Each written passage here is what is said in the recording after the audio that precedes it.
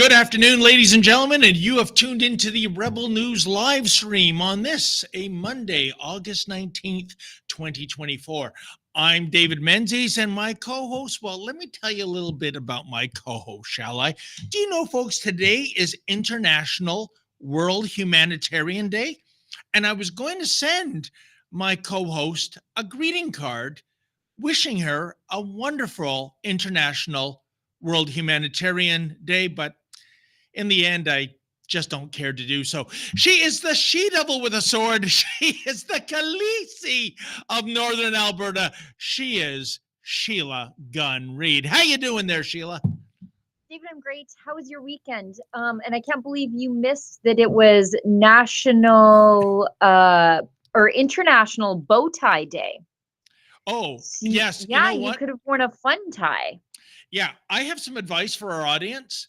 If there is a man in your circle of friends or family members and you hate him, give him a bow tie for Christmas, okay? I mean, basically, that has not come back, and I mean, there are a few out there. Is We Stephen try. LeDrew still wearing a bow tie? You know, he looks good in a bow tie. It's also Bill Clinton's birthday, in case anybody's wondering. Oh, So yeah, well, he'll well, probably have some sort please, of grift going for his birthday too. someone send a bow tie to Little Rock, Arkansas, then, will you? Is he really still in Little Rock? You know what? I should tell everybody what we're doing here, and then we'll get into I'll let you pick the first story that we're going to talk about. But Sure. this is the Rebel Roundup. Used to just be an everyday show. Then it was a Friday show, just hosted by me. Now we're trying it out a couple days a week. We might add more along the way. But we talk about the news of the day completely unscripted, as you can tell. And sometimes we're reacting to the news just like you for the very first time, but you'll get our hot takes and our honest opinions. And we want to hear from you. So if you're watching on the censorship platform of YouTube, thank you for being there. We stream there because it is the world's second largest search engine, and there are 1.6 million sets of your eyeballs there. We don't want to abandon you, but we are completely demonetized there. So if you want to support us, support free speech, and help us out along the way, might I suggest you head on over to Rumble. Rumble has a great feature over there called a Rumble Rant, and it allows you to support us out of your own free will, not like what Justin Trudeau makes you do with the unwatchable mainstream media. But we let you have your say. So if you give us a Rumble Rant, that's their paid chat, and if it's over the $5 US cutoff, I'm hereby obligating myself to read it on air and respond to it. And it's a great way for us to keep the lights on here. But if you want to participate, don't let that be the bar for entry. Frequently, we read the chats that are lower than the $5 US cutoff. Sometimes we even read the free chats. So it helps you support us, it helps you support free speech, and it helps you support Rumble by parking your viewership there. They don't care about your politics. We don't care about theirs. And I think that's how it should be in social media. So before we move on from telling everybody what we're doing here, we do have a special message from our friends at Rumble. Because I don't know about you, but I am tired of woke coffee. I just want to get a coffee without all the politics. Do you know what I mean? I want to be able to walk into Starbucks without being bombarded with rainbows. And it's already bad enough because I don't like the coffee, but sometimes that's all you got when you're at the airport, and it's just like rainbows all over you. And I'm like, were you checking my sexual preferences before you served me? Nobody does. So why is this a thing? So if you're tired of woke coffee like I am, it's time to say goodbye to Starbucks and say hello to Rumble's 1775 coffee. Unlike other brands, this is a coffee that backs free speech and is unapologetic about it. Visit 1775coffee.com. Use the promo code STUDIO to get 15% off. The coffee comes in medium and dark roast. It also comes in pea berry, which is similar to Kona coffee. In other words, this stuff is premium.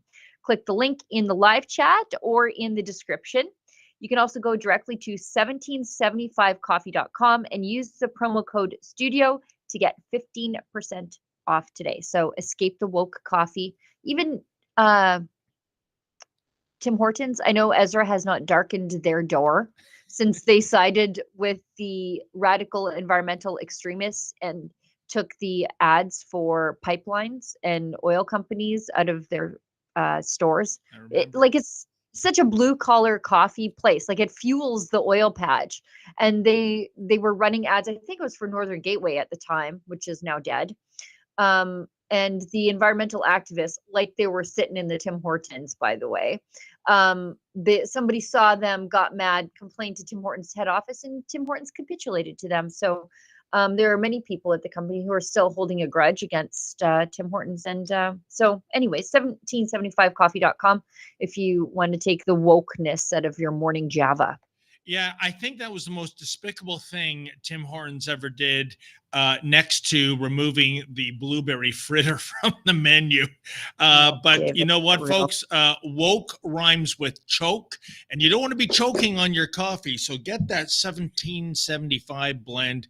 That is a wonderful cup of Joe. Oh, and by the way, Sheila, I just want to say to anyone who thought I was mocking humanitarianism, because it is International World Humanitarian Day. This is a UN-sponsored thing.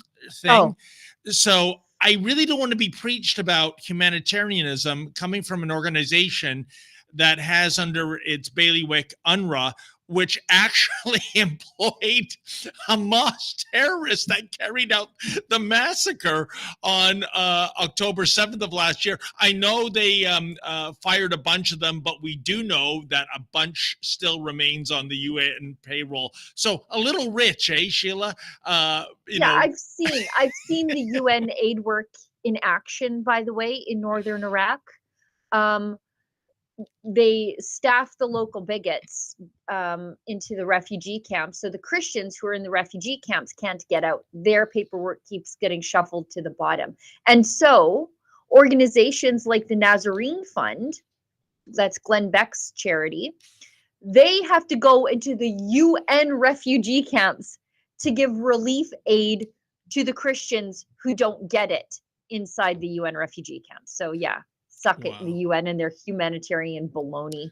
What a part of the world from it. That is. I was never more stressed out, Sheila, than when you went to Iraq. I was. Yeah, same. It's really a modern day Wild West. But you know what? We have a full docket, and I see it says here, segment number 1. It is the Charles Adler Senate appointment. I think I might let you run with this, Sheila, because I want to give full disclosure.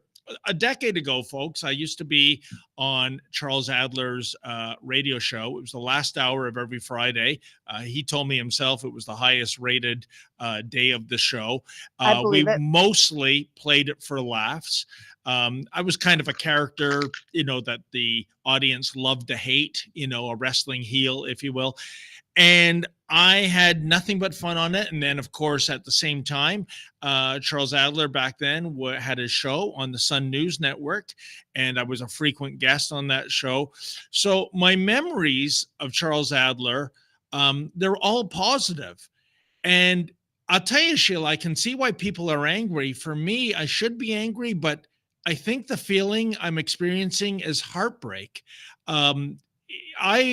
Especially for the reasons behind his political 180 and his Senate appointment. I think, most people are saying this had nothing more to do than just follow the money. And gee, if that is the case, and I don't know, but if that is the case, wow, the things people will do for money, eh, Sheila Gunn Reid? Again, I'd like to pretend I'm more than a decade ago in a happy place with Charles Adler when the world was a little more normal, when we had a great rapport. Holy, we have sucked the life out of Ezra Levant. Oh my God. Oh, yeah, have we ever? But I mean, I don't know, to be quite frank, if I haven't been in communication with Charles for more than a decade. I don't know if he'd take my call now. I don't know if he would. Pardon me? For sure he wouldn't. Now, in fairness, he has not taken a run up at us. But he has cozied up to all of the people who do. You explained who Charles Adler was, longtime radio host. Then I love it when they list his accomplishments, they do not list the Sun News Network. That's staggering. It's fun. I love it. It's like that part of his life didn't even exist. Wow. So Charles Adler was somebody who called for the abolition of the Senate. If you go into actually Ezra had some great tweets on it. He called it a barn that needed to be burned down. I think he called it a sewer, wasteful. And then get this, then he makes this progressive morphing. And he's had a bit of a runway to his Senate appointment. Because I think you can go back to about 2020 is when, like during COVID, he sort of was vicious against the unvaxxed and people who were against lockdown restrictions. And then vicious against the truckers. What did he call it? An orgy of knuckleheads. If you look on my Twitter, I went back and found his convoy tweets. He's been very critical of Tamara Leach. Like he saw where the money was going, right? It's like almost, I think it was 2019 when Justin Trudeau decided it was time to fund the media. And that's when he made the switch. Instead of being one of those layoffs at Chorus, he decided to make the switch, excuse me. And then by 2020, he started to fully become ingratiated into all the liberal ideas and ideology. Hate the truckers. He said the convoy was about disabling democracy to boost white supremacy. I forget what else. Oh, he said it was basically an AstroTurf protest of 1,000-acre grain farmers. Don't forget, it's about disabling democracy in the name of white supremacy. Can you imagine? Yeah. We just showed that. It was a hot tub party, 1,000-acre grain producers. He also, my favorite, I tweeted it this morning because it has just been a real game for me lately to go into Charles Adler's X account, then search by keyword like CBC or state broadcaster, then go to his earlier tweets and his later tweets. He has routinely called it the state broadcaster, until all of a sudden he's decided you're an idiot if you call it the state broadcaster. He was critical of Andrew Scheer, called it the state broadcaster, and he's like, basically, how dare you call it the state broadcaster? But that's what, state broadcaster, could you be any more of an amateur? You're like a guy with a radio show where most of his listeners are gophers and bulls. You mean like you? Like you? Like self-awareness much? So, but he has taken a Senate appointment at an institution that he said should be abolished. Why? $178,000 a year will do that for a guy for life. And he applied. By the way, I should point out this sewer and barn that should be burned down, he applied to the Senate independent Trudeau appointed review panel. He applied to them. He wanted this. Well, Sheila, this I kind of supports the idea that this is all being done for a paycheck.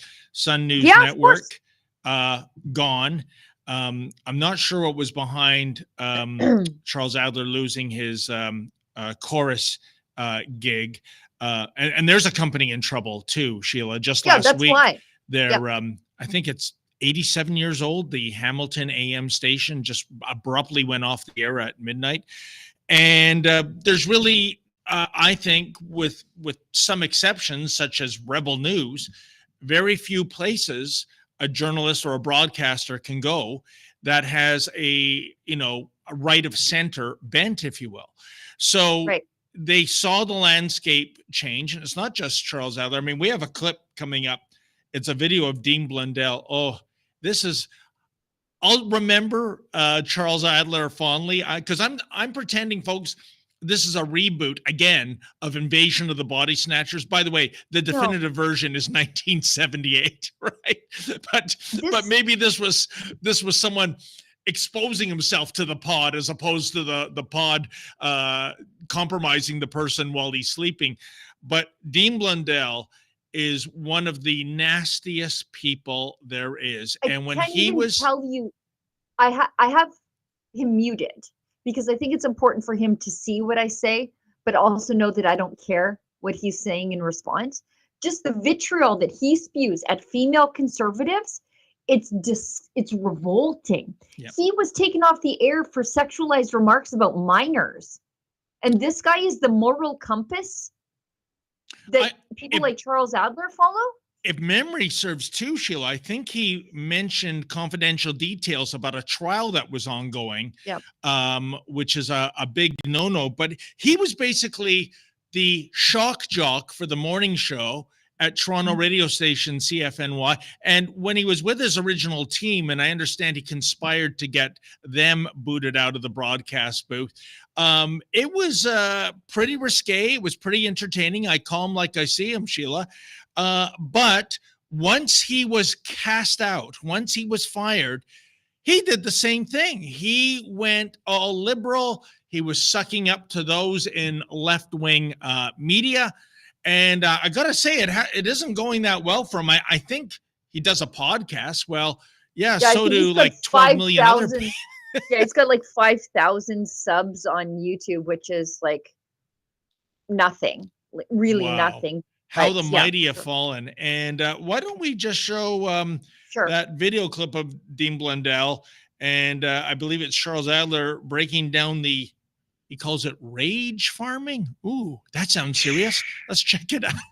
Conservative Party of Canada is not a conservative party for people with fiscal conservative ideas. How would you describe, conservatism in Canada as it is being led by someone who's incredibly fucking irresponsible when it comes to humanity? In any case, there is a lot of money to be raised from a very, very small percentage of Canadian humanity for some of the rage farming that the current Conservative Party is all about.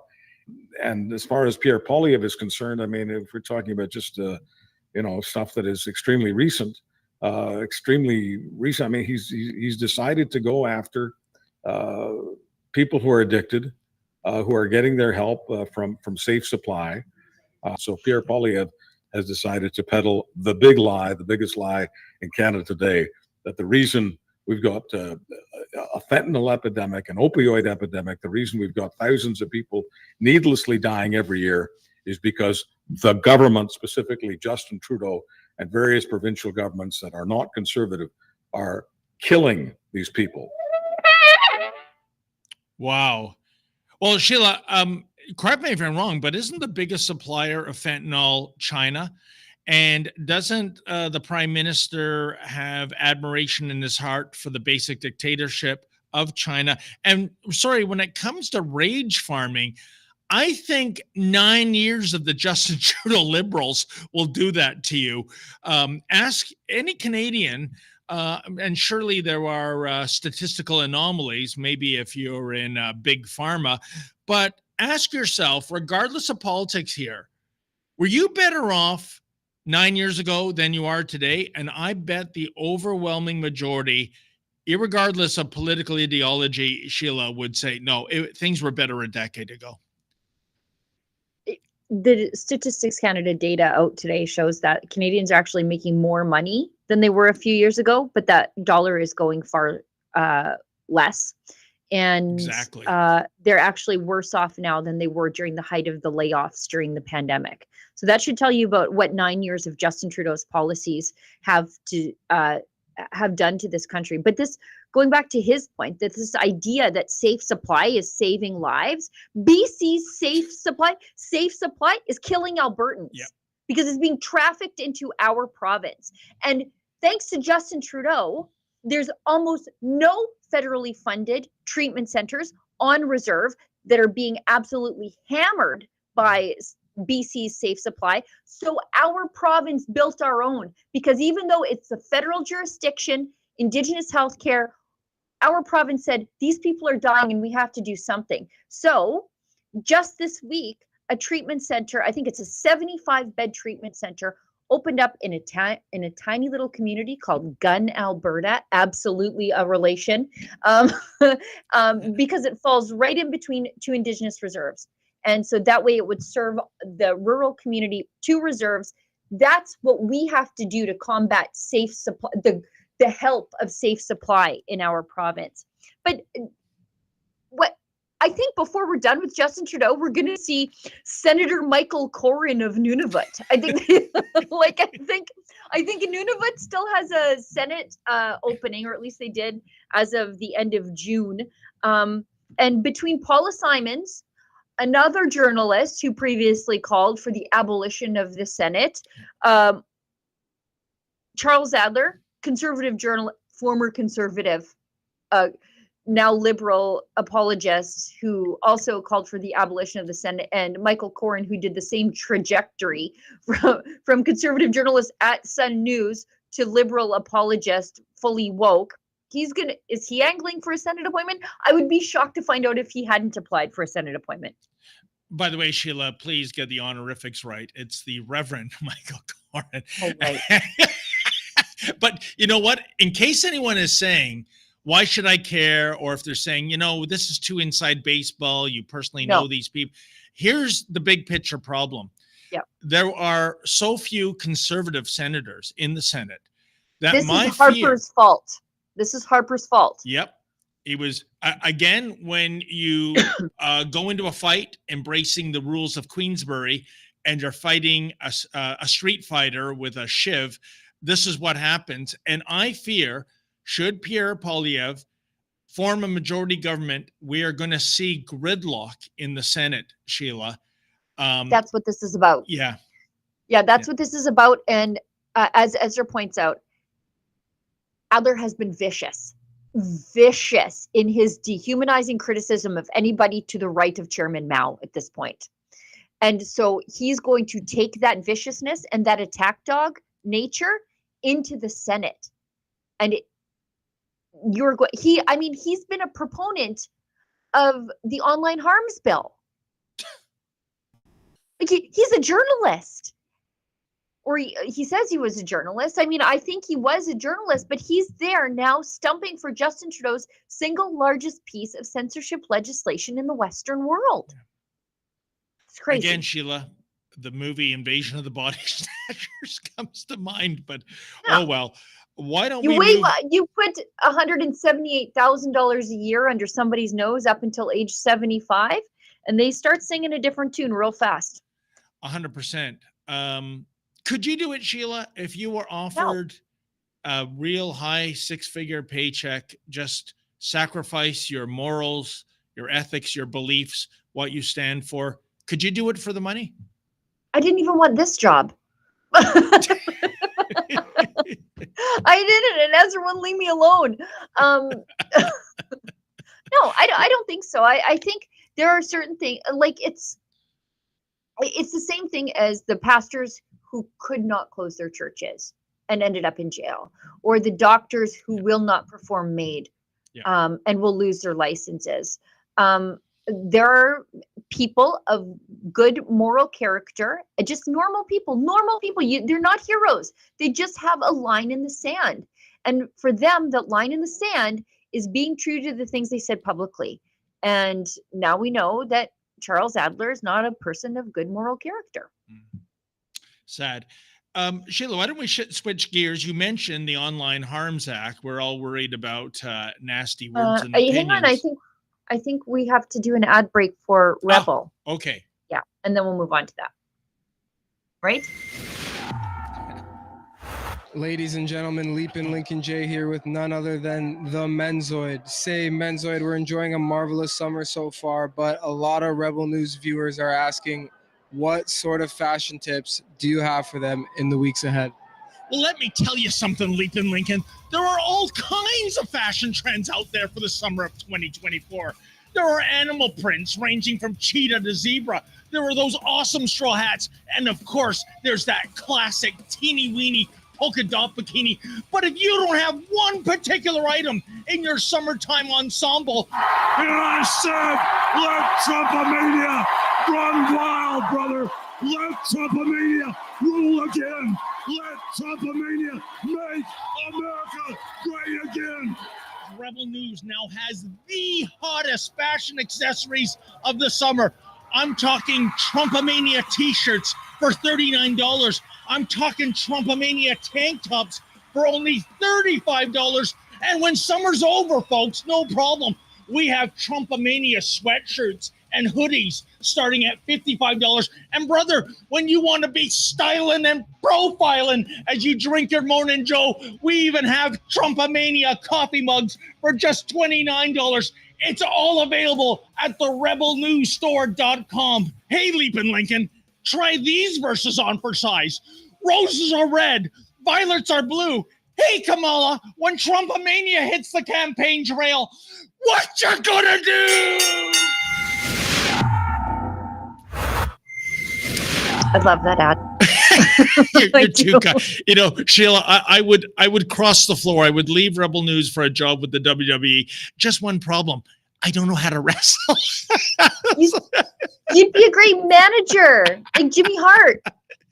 Aren't most of these guys ex-wrestlers too? But yeah. Sure. Oh my. In any event. No, before you do anything, Oh. no, in any event, for a second, we've got another message. You just hang tight. We've got another message from our friends at Rumble before we move on to the mayhem of the pro-Hamas protesters mobbing a church.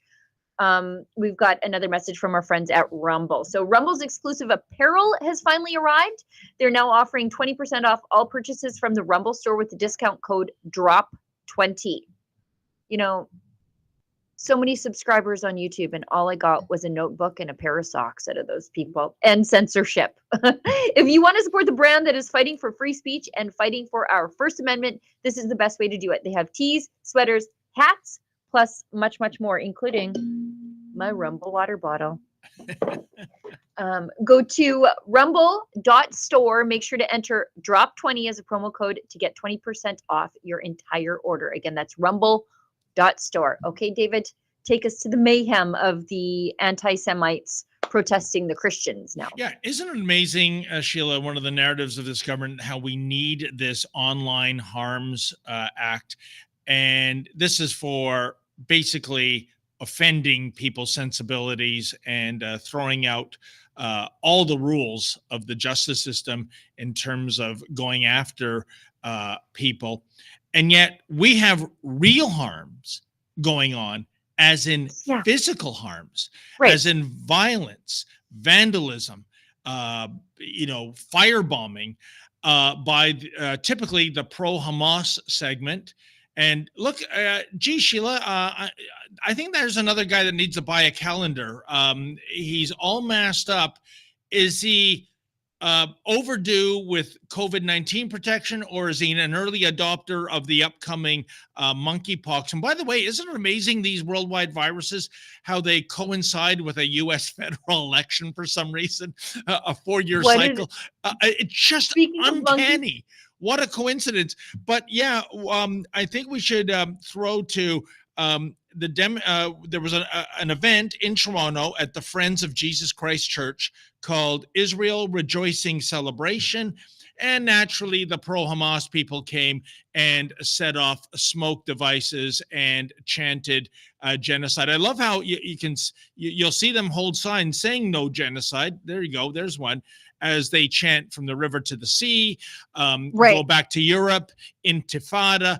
You know, they're kind of clever. They don't come out and say, kill the Jews. They just say it in a form of coded message. But anyways, let's see this anarchy that was happening outside at a church. A church. Remember, and here's what to ask yourselves, folks. Had this demonstration been outside a mosque, what are we facing? We're facing the whack 'em and stack 'em riot squad of the police. We're facing mainstream media covering it from coast to coast. But no, well, I guess the Friends of Jesus Christ Church got off easy, didn't they, Sheila? In the last few years, we've seen more than 100 Christian churches, mostly Catholic, vandalized and desecrated and even burnt to the ground. Thankfully, that did not happen here. But let's check out some of the anarchy.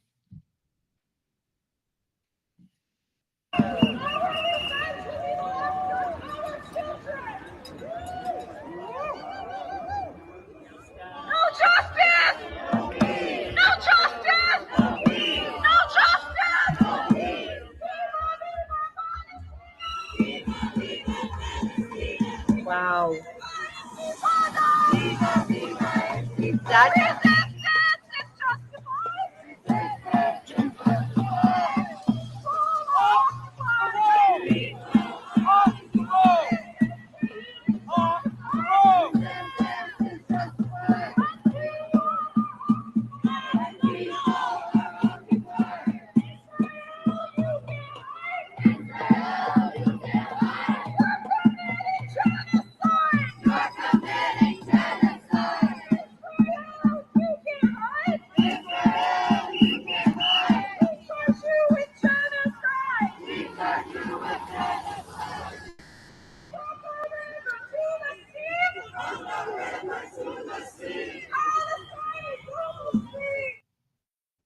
Well, Sheila, you know, the first takeaway I see from that video is that police officer, obviously in charge, saying, get off the road, get off the road. That's a 180 for the Toronto Police Service, because just about a week ago at Yonge Dundas Square in downtown Toronto, these hooligans took over the intersection for a mass prayer session.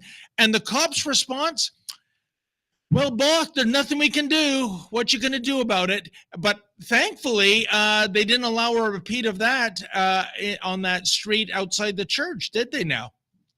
Yeah, I mean, and the thing is, this is a largely Filipino church, so we can't do the whole like this is white supremacy garbage that the other side does.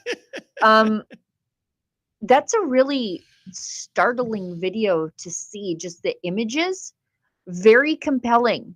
That you have to have a wall of police to protect a church in Toronto is wild. But look at that other side. Like, yeah, you do have to keep them at bay. Why do they have these green and red? Like, I realize why they have the colors, but why do they bring the smoke bombs? Why do they do that? I don't know. They do it at all their protests. And it seems so chaotic and destructive. It just reminds me of like a fiery mob on the other side. Well, as the immortal bard himself once said, sound and fury signifying nothing. And by the way, it's worse than nothing for these hooligans, these hobos for Hamas, Sheila, because it looks very, violent and distressing. And it looks like there's momentum because it's been going on for 10 months now. But the fact is, the last poll I saw indicated that more than 80% of Canadians, and it's higher in the US, are against them.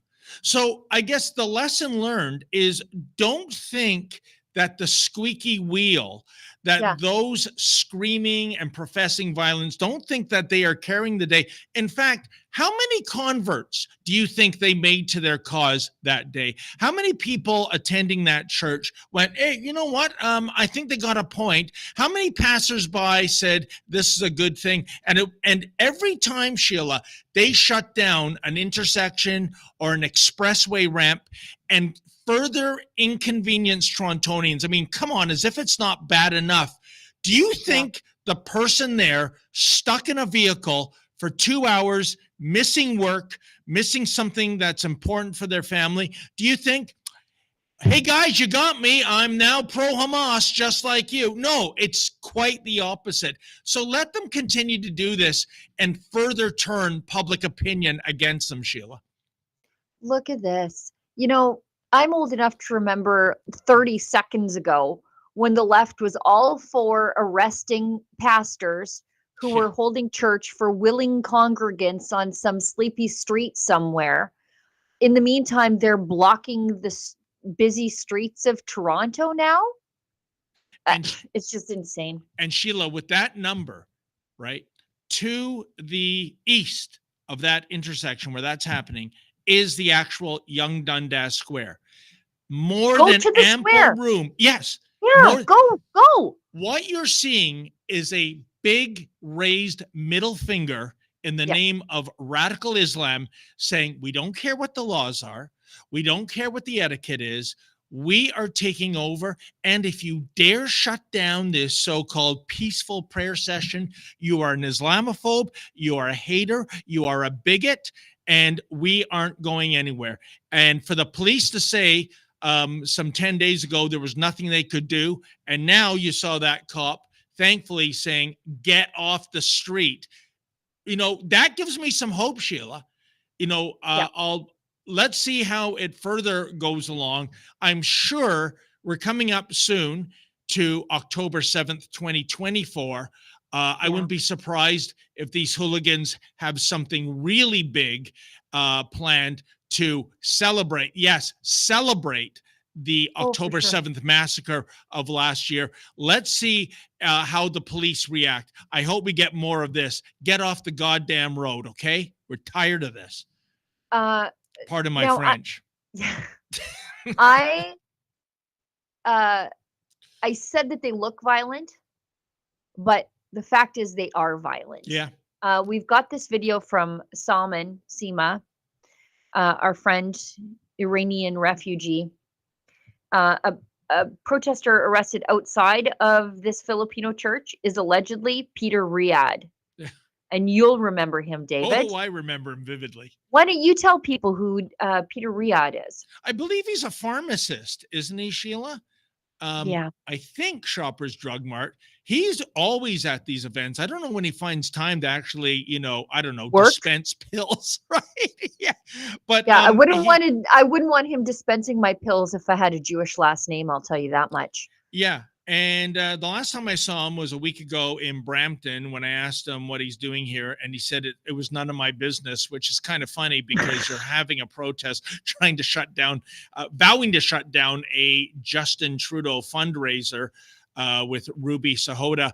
It's kind of funny. These cats preach jihad and martyrdom, Sheila, but when push comes to shove, they ain't putting their life on the line. That's what martyrdom means. No, it's our martyrdom. We're supposed to die for their cause, not them. Oh, no. I mean, martyrdom for them would be having their cell phones confiscated for an hour or two. But this fellow was one of the hooligans back on April 7th. Talk about grim anniversaries, who assaulted myself and my cameraman on that day, Efren Monsanto. And as astute viewers of Rebel News likely know, Sheila, the police descended. And at first, this is what a naive fool I am. I was going, thank goodness the coppers themselves saw this. Oh, they sure did. And guess who got arrested? Me, for getting assaulted. And what was the charge? At a vigil for the 6-month anniversary of the October 7th massacre, folks, with 2,000 people in what is literally the town square. There's Peter getting handsy. And here's me getting arrested by Officer Chang, badge number 7724. And what's the charge, pray tell? Trespassing on the town square where there were more than 2,000 people. And these pro-Hamas, this Hitler Youth movement, they have no shame. They showed up to a vigil to chant genocide, to go beyond that line, Sheila, to cross the line to physically assault Efren and I get arrested by the cops. Why? Well, because you're inciting people by not being as crazy as they are. Oh, clearly. So we're going back to the dark old days of yesterdecade, Sheila, when a woman who was raped would be on the stand and, hey, honey, how much cleavage were you showing that day? How much leg were you showing that day? Is this where we are? If there's a peaceful counter demonstrator or a member of the independent press that might ask an insensitive question, oh, well, you're the instigator. You caused this problem. Yeah, that's what the feminists did to me when I got punched in the head at the Women's March. There you go. They told me I was asking for it, and they helped my male attacker get away. Wow. But that's who these people are, and so it's the same rent-a-mob. Obviously, that's the point that I was trying to make in all of this. Is this is the same people over and over and over and over again? They just run the junket. So they're protesting a Christian church, then they'll protest a synagogue, then they're going to block the streets. It's the same people. Deal with these people and the problem goes away. Yeah. And you know what, Sheila? They are committing the cardinal sin. I've always said, whether you're in the entertainment business, the news business, you name it. Oh, look. Oh, is that Peter himself being hauled away? That's Peter being arrested. We should, next time I have a prescription to fill, I think I'll go out to I believe it's a Scarborough Shoppers Drug Mart he works in. And he looks like he should be skimming off the insulin off the top. Yeah. I might want to double check if he fills my script, make sure there's no, cyanide tablets in there. But, as I've always said, Sheila, be good, be bad, be so bad you're good. The cardinal sin in my books is don't be boring.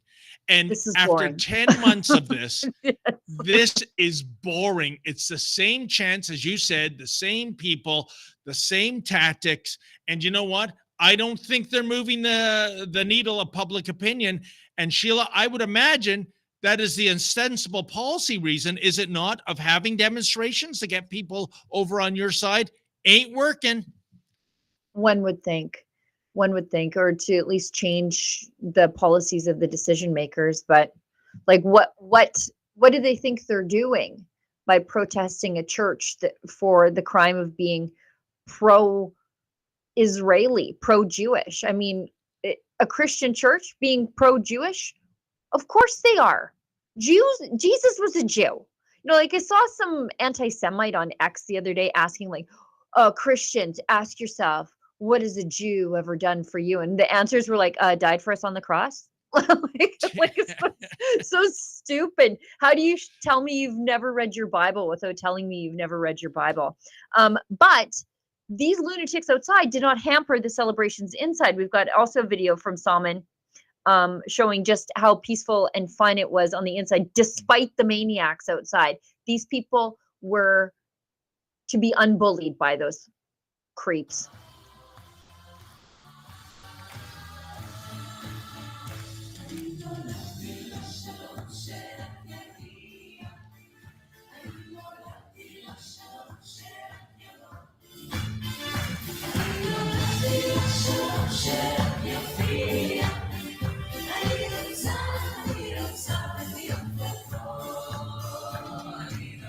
Imagine protesting this. I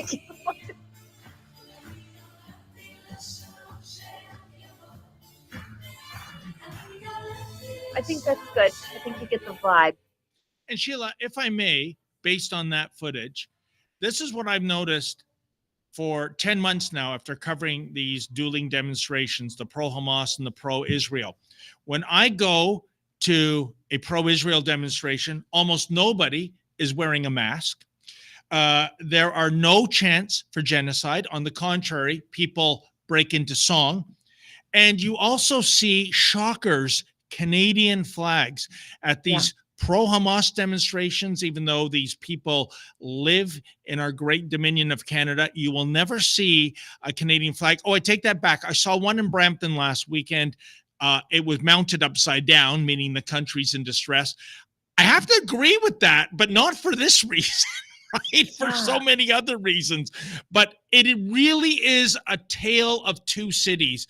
You are in, when you go to a pro-Israeli demonstration, it is friendly, it is welcoming. You know there's not going to be any violence unless some of these people have to resort to self-defense because of these hooligans crashing it.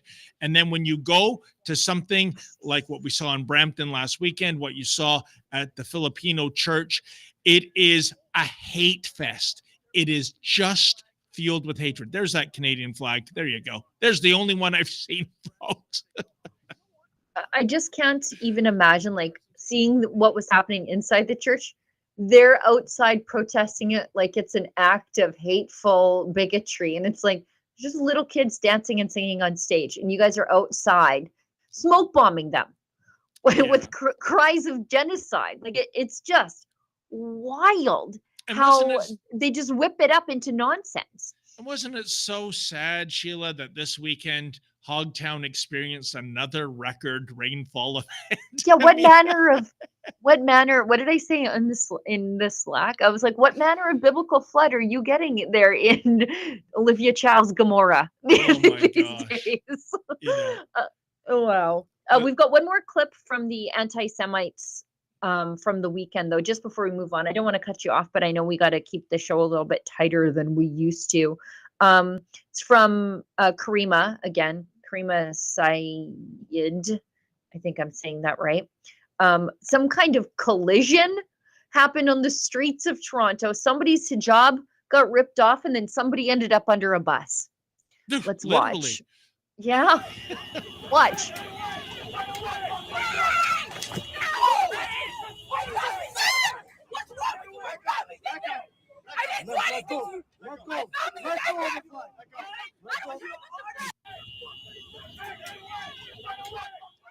Oh, shit. Oh, yeah. Sorry, I didn't mean to swear, but his head is right at the tire of the bus. Jeez.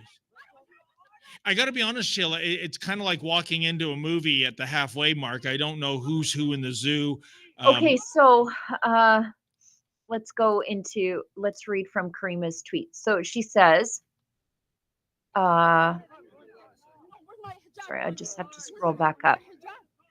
She says, this is the weekly pro-Israel rally in Toronto's Jewish neighborhood. They don't know what provoked the confrontation at Bathurst and Shepherd.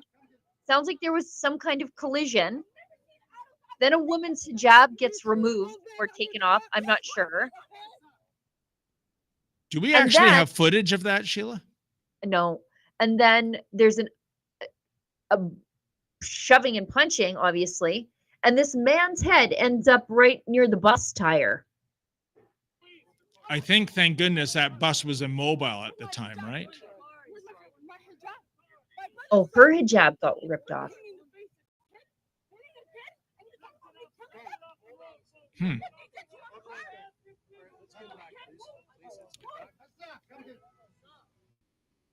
Yeah, it's too Gee. bad we don't have more comprehensive video. And of course, maybe I should have been there, but then maybe not. I might have been arrested for the You would have been under the bus.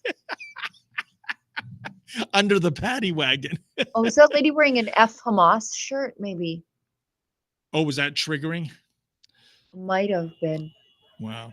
Well, Look at- they hit him like, and he's not a young man. well, Sheila, this is here's what I think based on the Yeah. information I can see. When the police no longer enforce the law, Thank you. That's exactly what's happening here. but keep the peace, and keep the peace means turning a What blind eye. peace? Yep. What peace? They're fighting in the streets. Yeah. And keeping the peace, not just turning a blind eye, but delivering coffee and Timbits on cold days. Because, these jihadists, they're really, it gets really hard chanting genocide when it's -20. But this is what happens, Sheila, at the end. The mob gets emboldened. And I think it's only a matter of time before you see a serious injury or worse, especially as we head towards that first year anniversary. I hope I'm wrong. I don't think I am. No, we just have two more quick stories on this and then we'll hit another ad break. Hamas documents revealed a plan to dig up the remains of British and Commonwealth troops Oh, in the Gaza Strip. So the soldiers died fighting the Ottomans for control of the Gaza Strip in 1917. And the clashes led to Britain taking control of what was known as the Mandate of Palestine, which was the entire region. And anyway, they were willing to dig up. You couldn't even rest in peace in the Gaza Strip if you're not, I guess, a terrorist at this point. I know that when the Israelis withdrew from the Gaza Strip, they dug up their dead when they left. And clearly there's a reason for that. and again, switch the identity politics. If this was an Islamic cemetery, Sheila, and dead Muslims were being dug up. Can you imagine? Yeah. Yeah. Now, on the flip side, we've got two groups withdrawing from, sounds like the Capitol Pride. Why is Pride still going on? It's almost September. I'm Pride exhausted. But the Ottawa Hospital and CHEO withdraw from the Capitol Pride Parade. So that's the Eastern Children's Hospital. They've withdrawn from the Pride Parade after its organizers pledged solidarity with Palestinians earlier this month. And I think Efron dropped it in the chat here. The Liberal Party has also, it seems odd. The Liberals are taking this stance, but the Liberal Party pulled out of Capitol Pride after their pro-Palestinian statement. So, wow, that boggles the mind. It does. And again, where do you stand on this, Sheila, if you are a rank and file member of Queers for Palestine? Well, that's what they cited. So, Capitol Pride accused the Israeli government of pinkwashing the ongoing Israeli-Hamas war, citing its LGBTQ2S plus inclusivity in an effort to draw attention away from its actions in Gaza. So somebody pointed out to them, hey, you know that they actually have a pride parade in Tel Aviv and not in Ramallah and other places, Gaza City. And I guess the pride parade was like, excuse me, how dare you? How dare you mention that we would die there? And then now we've got Nilly Kaplan-Merce angry at Pride. And she, for those of you who don't know, she's my muse. She is an Ottawa Carleton District School Board counselor and also a crazy, crazy family doctor who did, why isn't she wearing a mask, by the way? She's obviously killing people. She did an interview with CTV, I think it was, in her office alone, a remote interview, wearing a mask by herself in her office. And then she's such an ally to the LGBTQ plus S something plus community that she went around censoring parents who spoke up against the gender ideology in the classroom when they came to the school board. She cut their mics. She had their change.org petition pulled down. So all of this has brought her to, I guess maybe I can't go to Pride now, even though I did all this work for the community because of their statement on pinkwashing. So you know what? I'm cheering for mutually assured destruction here with the Liberals and everybody fighting with Pride. I'm just going to stand back and watch.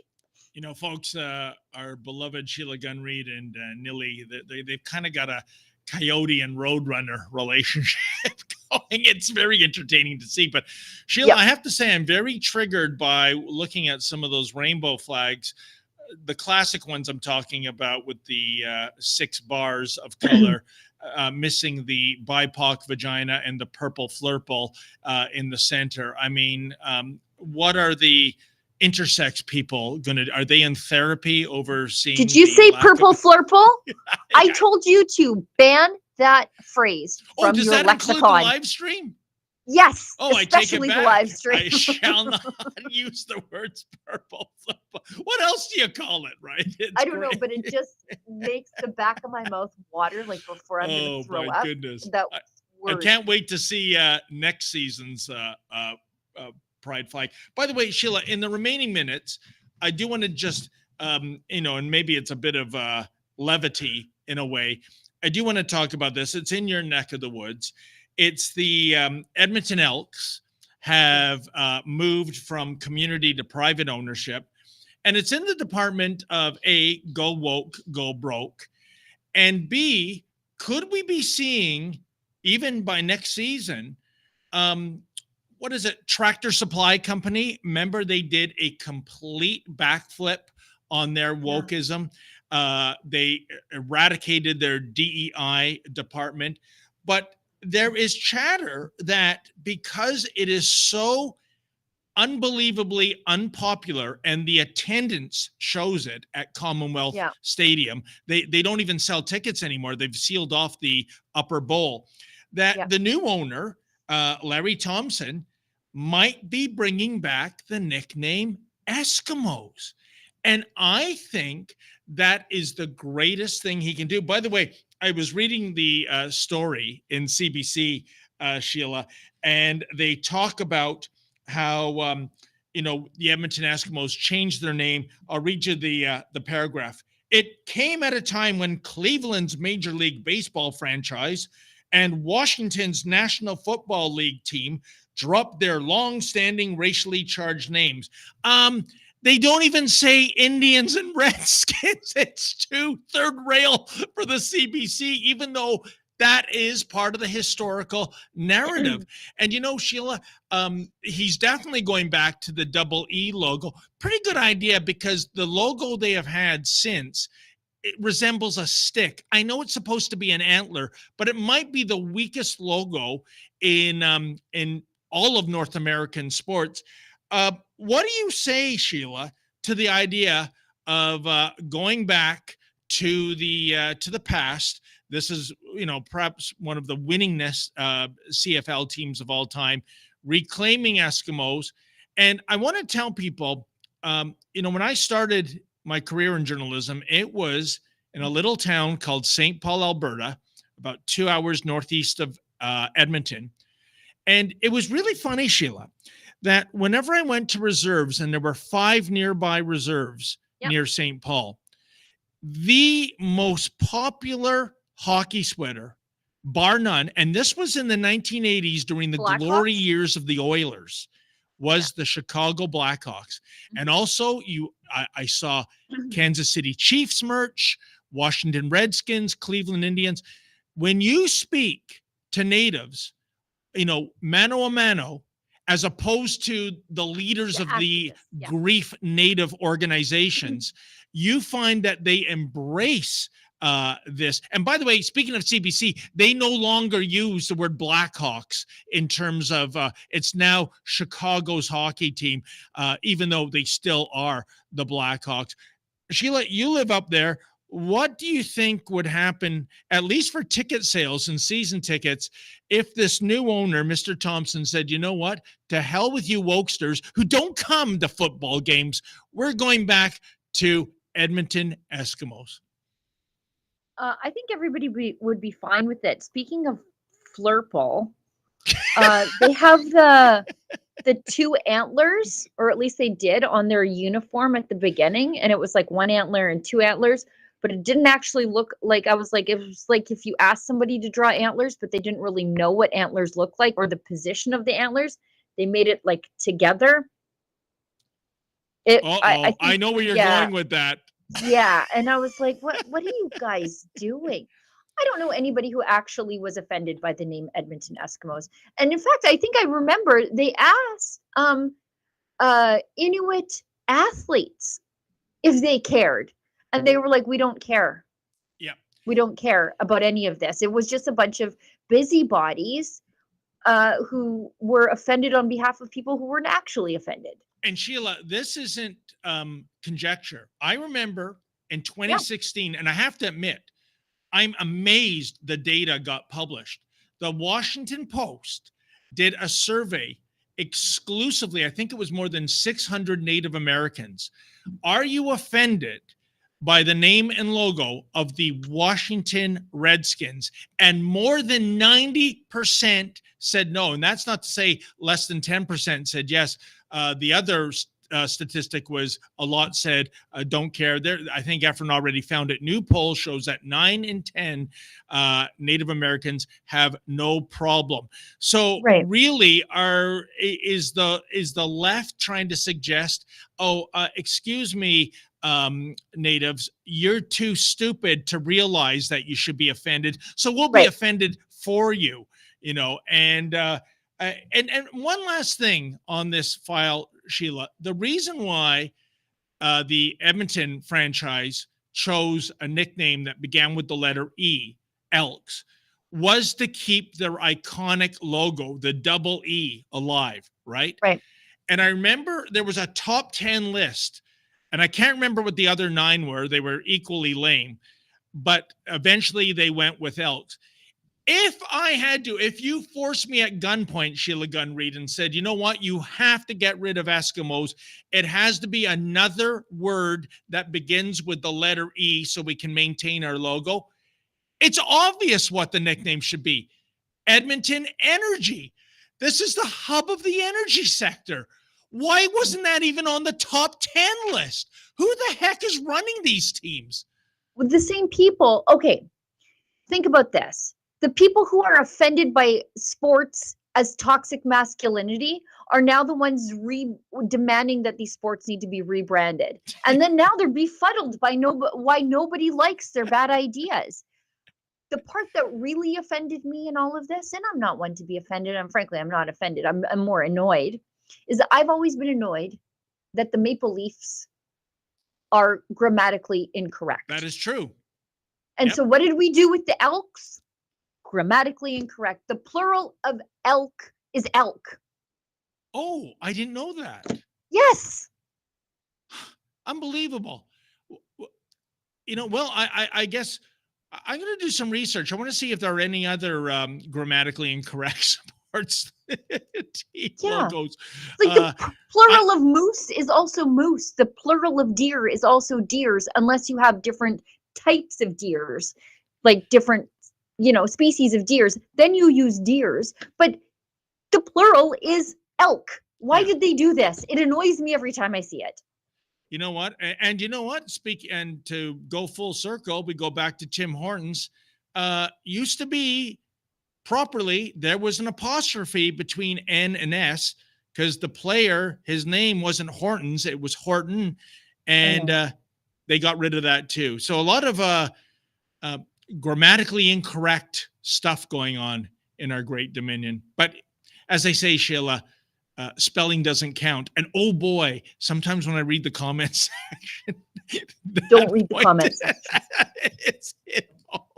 You know what, Sheila? I think we're running out of We got racetrack yeah. here. Wait, we've got a message from Rumble, Okay. and we've got a couple of super chats. Do we want to do an ad break for Rebel before we go into chats, or no? Yep.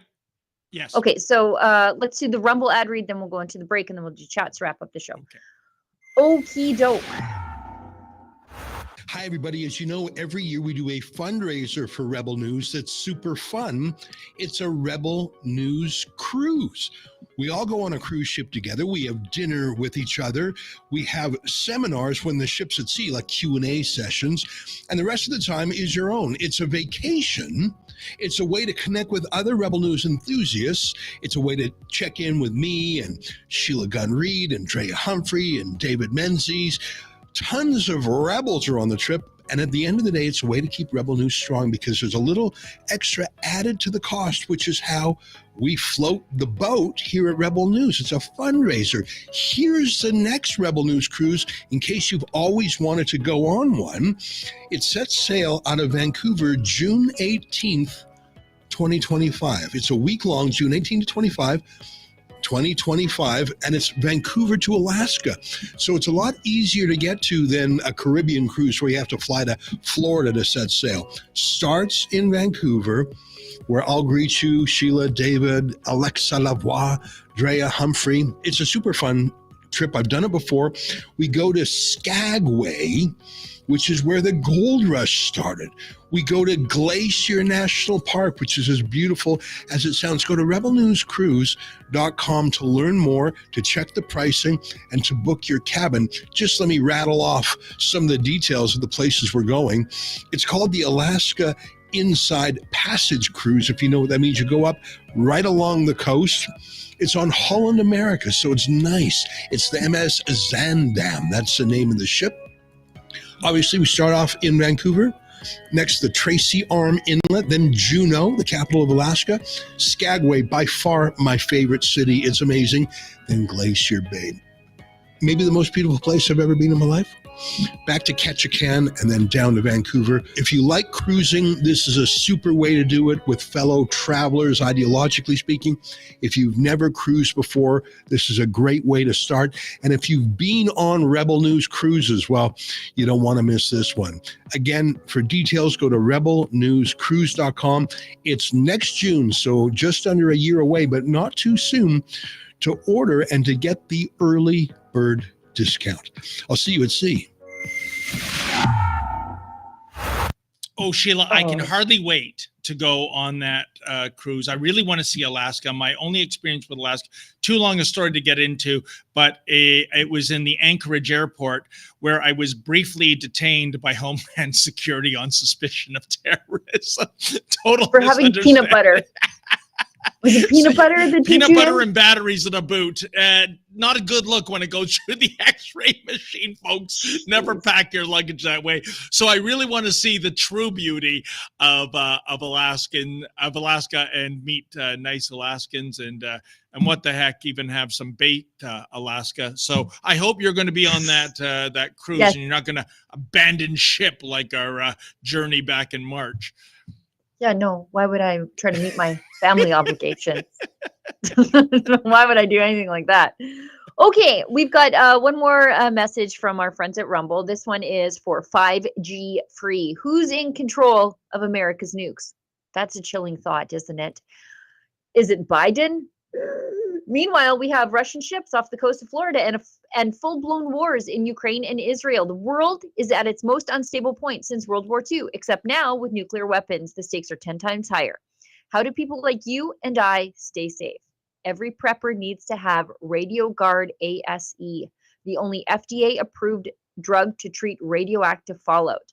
Only the feds have it until now. That's why we partnered with 5G Free, the only company in the world that has a supply of RadioGuard ASE and the ability to prescribe it prophylactically. Get their radiation emergency kit with RadioGuard ASE, potassium iodide, Zofran, and a Geiger counter. There's simply no other tool in your arsenal to protect against a radioactive threat. Go to 5gfree.com/studio and use code STUDIO to save 10% off. We have a radiation kit, and so should you. That's 5gfree.com/studio, code STUDIO to save. Fantastic. And Sheila, super producer Efren informs me we must talk about what's happening in the UK, because I think we pre-advertised that, which is basically to say the UK is releasing 5,000 prisoners, some of them very violent people indeed, to make room for the real criminals. That would be anti-immigration demonstrators. I think we have an excerpt from a BBC report. Check it out. Yeah. Oh, Efren is just looking for it for 5 seconds. He was just consulting with Leap and Lincoln J, and he could not double task. What I can't get over is how in the UK they're clearing the prisons for the thought criminals. They're releasing the rapists, the murderers, all those guys, because we need to put the thought criminals in. We know who the real bad guys are. Yeah. We will guarantee a prison cell. We will make sure that those people who need to be in prison will be in prison, not necessarily in the area where they live. They may be 200-300 miles away from home, but we will guarantee people a prison cell. The numbers are so tight there. How can you make that guarantee? They are tight, and that's why we've initiated Operation Early Dawn. So basically, the easiest way to describe it is 1 in, 1 out. So as people get released, we can then pick up people from police cells and take them to court, and we will triage that 3 times a day. We will guarantee. Sheila, I want to just say that I am experiencing an uncanny sense of deja vu. And what I mean by that, there was a novel by Anthony Burgess, I think it was published in 1962, made into a movie by Stanley Kubrick in 1971, if memory serves, called A Clockwork Orange. And really the whole idea is about a program where there's going to be psychological castration, if you will, of violent offenders, called the Ludwiko treatment. But there was a scene, and I've seen A Clockwork Orange maybe about 5 or 6 times, and I never picked up on this. I wasn't paying attention, I guess, Sheila. And it's the Minister of the Interior touring a British prison that is jammed to the rafters with violent offenders. He's trying to find the guinea pig for this experiment. And the warden is talking about, what we really need. And by the way, the setting of the movie, it's in the near future in Britain, probably today, I would argue. And the warden says, we need more prisons. And the Minister of the Interior says, oh, my man, no space in the treasury for that demand. And then he says, Sheila, what we need to do is further empty out these prisons of the offenders, because we have many political prisoners to jail. Yeah. In other words, get out the violent offenders so that enemies of the state, i.e. enemies of this political party in near future Britain, can be jailed. My God, I guess the date was never given for where A Clockwork Orange is set. I would argue 2024, Sheila. Yeah. I mean, how does this make society safer? How does it, people are saying things on Facebook and being arrested. Yep. They're jailing people they're calling rioters when these are just sometimes peaceful protesters with the wrong opinions. And this is the same justice system that let a rape gang that infested an entire town go, where there were 1,400 underage female victims. They didn't have the manpower to deal with that, but they can deal with this. And you know what, Sheila, for those in our audience who are saying, why should I care? That's across the pond. You know that the Justin Trudeau Liberals are for sure salivating over having this kind of power. You think that they wouldn't do this to the next version of the Freedom Convoy? Absolutely. In a heartbeat. Yep. In a heartbeat. So disturbing. You said we have some super chats. Yeah, I think we just have one. Is that right, Efron? Singular. Okay. So the one is from Ableist SL, gives us $5. Gilbert Baker slandered Trump and promoted the alt-right conspiracy theory before he died. The gay flag is tainted.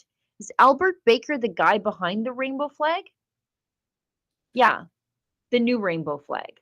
Oh, you mean, well, with those terms I'm not allowed to use anymore. Don't you dare. How do you describe the new rainbow flag with the and the Like that. That's fine. But I do know one thing. Correct me if I'm wrong, Sheila, because when I ask about Christianity, you are my go-to gal. The rainbow in the Bible, isn't it 7 colors? And when they had, I guess, shanghaied the rainbow for the LGBT, et cetera, movement, they purposefully made it 6. The idea being that aligns with 666. So kind of a middle finger to Christianity. The whole thing is a middle finger to Christianity. All of this, the child mutilation, that's the abortion. It's all the middle finger to Christianity. It's the destruction of the fact that all of us are created in God's image.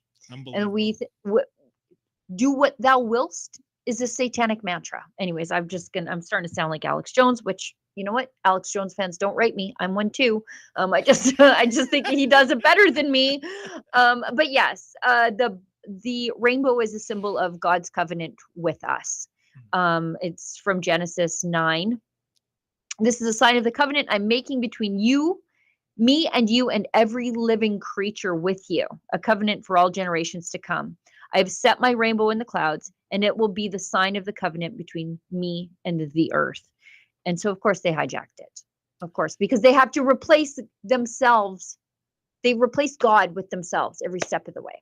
See how smart Sheila Gunn Reid is, folks, when it comes to Christianity, quoting scripture off the cuff. And here I am. All I know is Austin 3:16. Yeah, well, whatever, Okay. Stone Cold was a great evangelist. He introduced the Bible to a whole new generation of people. I don't have a problem with that. Okay, we've got one more ad before we go, and then we'll wrap the show up, and I'll let you wrap the show up. So our next ad is from Positive.